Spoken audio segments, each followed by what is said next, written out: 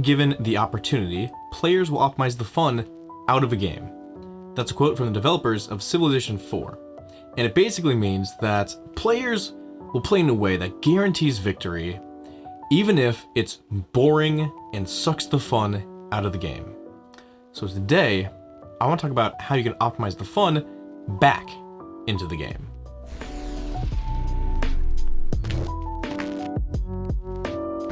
Welcome back. My name is Sam, and this is Via Gaming, a channel about gamers.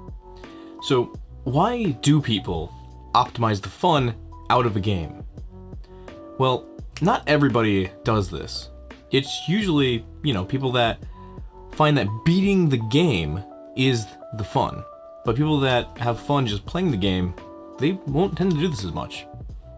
So if you're like me, and you love to win, and you get stuck in this rut, and aren't having fun anymore, what do? I've had huge issues with this in the past, and sometimes I still even get caught up in this. So what I've found works for me is either not playing that game at all, not playing it in that way, or making that optimization fun. So in Rainbow Six Siege, I had this issue where I needed more credits. It's an in-game currency that you can get just from playing the game, and you can use these credits to unlock new characters. So I turned on a booster pack that would double the amount I got for, like 3 days or so. And I ran through a terrorist hunt game mode on the same map over and over and over again just to rack up this currency. Now it's an AI game mode, and it's like there's 20 enemies and you just run and gun until you kill them all, and then you redo it. It was very boring, and it took a long time, but I got a ton of credits from it, so I was like, okay, I guess I'll just keep doing this. Well, another hour later, I didn't want to do it anymore. So I was like, I gotta do something about this. What can I do? And as much as I don't like meeting new people, I am not a people person, I'm very introverted. I decided to go on Discord and find some other people that were doing the same thing. And I did. We all hopped into a match together and did the same exact thing, running through it over and over and over again. Well, the 5 of us, we actually had a really fun time. I think only 3 of us were on mics, but having those other 2 people talk to you made it a completely different experience. It was social, it was hanging out and having fun and goofing off together. So, social aspects is a really good way to make something mundane enjoyable. Alright, you say, this works great in multiplayer games, but what about single player games? What do you do then? Well, you gotta get a little more creative.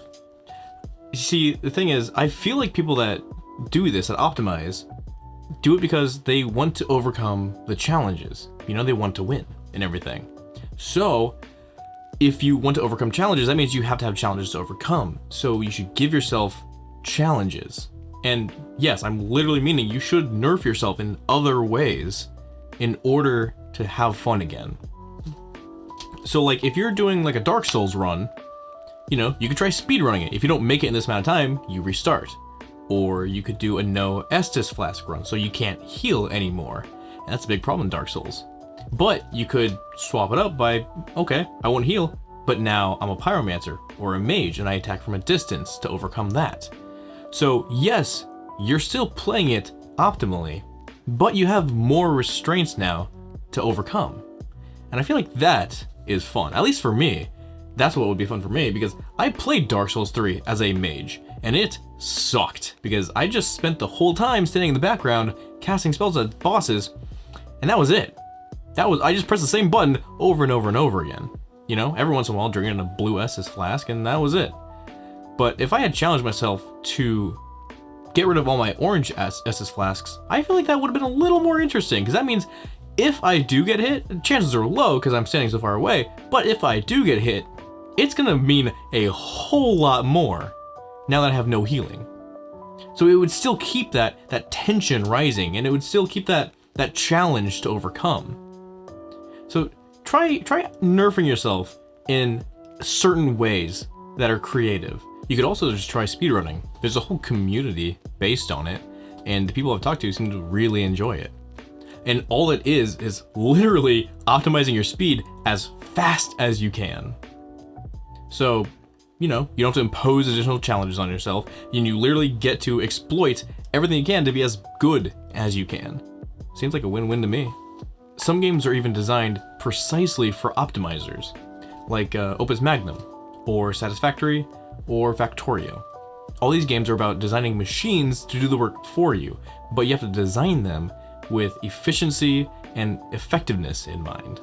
These games are perfect for people that love to optimize, so why don't you check them out? I believe they're all on like Steam. So what games do you guys think optimizers would love to play?